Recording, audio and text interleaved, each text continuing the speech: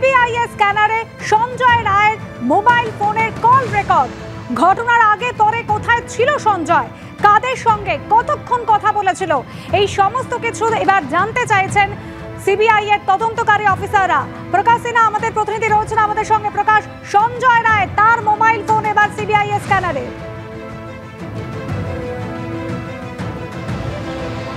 না দেখো, তোমাকে বলে দিই, এর আগে যেটা সিবিআই সূত্রে আমরা আগে খবর পেয়েছিলাম যে নিহত চিকিৎসক তার কিন্তু মোবাইল ফোনের কল রেকর্ড এবং টাওয়ার লোকেশন তারা দেখছিলেন।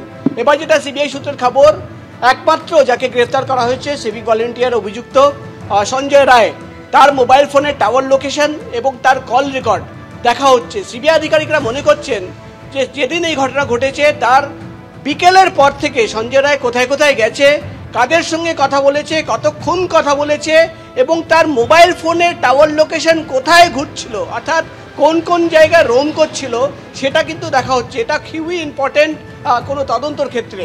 এবং যেটা দেখা হচ্ছে, যেটা সিবিআই সূত্রের খবর, যে সেদিন সঞ্জয় রায়ের হোয়াটসঅ্যাপের মোবাইল ফোনের যে হোয়াটসঅ্যাপ চ্যাট হিস্ট্রি সেটা কি বলছে এবং সেদিন সঞ্জয় রায়ের মোবাইল ফোনে কত ইন্টারনেট ডেটা কনজামশন হয়েছিল। কেন কি এই ডেটা কনজামশন দেখেই সিবিআই এর আধিকারিকরা জানতে পারবেন যে কোনোভাবে সঞ্জয় রায় হোয়াটসঅ্যাপ কল বা অন্য কোনো যে অ্যাপের মাধ্যমে কারোর সঙ্গে কথা বলেছে কিনা। তুমি জানো সাধারণত নর্মাল কল হলে কিন্তু সেটা কল রেকর্ডে চলে আসে, কিন্তু ডেটা কল হলে হোয়াটসঅ্যাপ কল করলে বা কোনো অ্যাপের মাধ্যমে কল করলে সেটা কিন্তু জানা যায় না।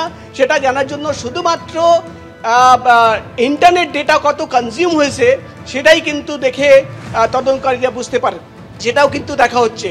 এবং তোমাকে বলে দিই, শুধুমাত্র সেদিনের 5-6 ঘন্টা আগে বা পরের তথ্য জানার চেষ্টা করছেন না তদন্তকারীরা। মোবাইল ফোনে গত কয়েক মাস ধরে সঞ্জয় রায় কাদের কাদের সঙ্গে কনস্ট্যান্টলি কথা বলতো, রেগুলার টাচে ছিল, বা ফোনে কোনো মহিলা চিকিৎসককে বা কোনো মহিলার সঙ্গে কোনো লম্বা কথা হতো কিনা সেটাও কিন্তু দেখছেন তদন্তকারীরা। সব মিলে একদিকে যেমন সঞ্জয় রায়কে দফায় দফায় জিজ্ঞাসাবাদ করা হচ্ছে, জেরা করা হচ্ছে, অন্যদিকে সিবিআই টিম আরজি করে গিয়ে সেখান থেকে নমুনা সংগ্রহ করার চেষ্টা করছে। একাধিক ব্যক্তিদের তালিকা তৈরি করা হয়েছে, তাদের তলব করা হচ্ছে। অর্থাৎ অল আউট অ্যাকশনে সিবিআই এর আধিকারিকরা শুধুমাত্র, যেটা তোমাকে আগেই আমরা যেটা জানিয়েছিলাম, যে 3টে আলাদা টিম বানানো হয়েছে। একটা টিম ডেটা অ্যানালিসিস করছে, অন্য টিম সঞ্জয় রায়কে তারা জিজ্ঞাসাবাদ করছেন এবং আরেকটা টিম আরজি করে একদম অনস্পটে গিয়ে তারা কিন্তু তদন্ত চালাচ্ছে। 3টে টিমে ভাগ হয়ে গিয়ে প্রায় 25 জন সিবিআই এর অফিসাররা, যাদের মধ্যে রয়েছে এইমসের ডক্টররা, অর্থাৎ দিল্লির এইমস থেকে চিকিৎসকদের ডাকা হয়েছে, তারা রয়েছে, 5 জন সিএফএসএল এর এক্সপার্টরা রয়েছে এবং এই টিমে পুরোটাই কিন্তু অপারেট করছে অ্যাডিশনাল ডাইরেক্টরের একজন সিবিআই এর অফিসার। প্রকাশ, এবং তারা তদন্ত এগিয়ে নিয়ে চলেছেন। এদিকে আরজি কর মেডিকেল কলেজ হাসপাতালে মৃত মহিলা চিকিৎসক তার বাড়িতে পৌঁছেছেন সিবিআই এর গোয়েন্দারা। মৃতার পরিবারের সদস্যদের সঙ্গে কথাও বলছেন সিবিআই আধিকারিকরা। তদন্ত ভার এখন সিবিআই এর হাতে। সিবিআই তদন্ত এগিয়ে নিয়ে চলেছে। মৃত মহিলা চিকিৎসক তার বাড়িতে পৌঁছেছেন এই মুহূর্তে তদন্তকারী অফিসাররা। অরিত্রিক ভট্টাচার্য আমাদের প্রতিনিধি রয়েছেন আমাদের সঙ্গে টেলিফোন লাইনে। অরিত্রিক, তদন্তভার সিবিআই এর হাতে, মৃত মহিলা চিকিৎসক তার পরিবারের সদস্যদের সঙ্গে কথা বলছেন তারা। দেখো, কথা বলে তারা কিছুক্ষণ আগে বেরিয়েও গেলেন। ঘন্টাখানেকের মতন সিবিআই এর যারা আধিকারিকরা এখানে এসেছিলেন, তারা এখানে ছিলেন, জয়েন্ট ডিরেক্টর পদমর্যাদার অফিসাররা ছিলেন, মোট 4 জন সিবিআই আধিকারিক, তদন্তকারী অফিসার, তারা এসেছিলেন এখানে, বাড়ির লোকের সঙ্গে কথা বলেছেন। মূল যে বিষয়টা জানা যাচ্ছে, তারা দুটো বিষয় মোটামুটি খোঁজ নিয়েছেন এবং সেই অনুযায়ী তাদের বয়ান রেকর্ডও করেছেন, বয়ান নথিভুক্ত করা হয়েছে।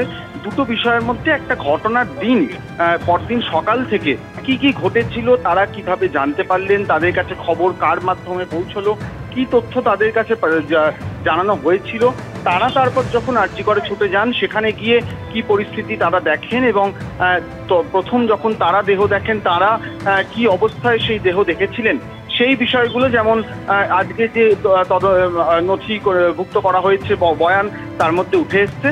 তাছাড়াও আরো একটি বিষয় উঠে এসছে যে আরজি করে কাজ করাকালীন গত কয়েক মাসের মধ্যে মৃতার তরফ থেকে পরিবারকে কোনো রকম অস্বাচ্ছন্দ্যের কথা জানানো হয়েছিল কিনা, কোনো রকমভাবে হাসপাতালে কোনো রকম সমস্যার কথা, কোনো অসুবিধের কথা, হাসপাতালে নাইট ডিউটিতে কোনো করাকালীন কোনো রকম সমস্যা তার চোখে পড়েছিল সেরকম কিছু বাড়িতে জানিয়েছিলেন কিনা, এই দুটি পর্যায়ে কিন্তু আজকে তাদের বয়ান নথিভুক্ত করা হয়েছে।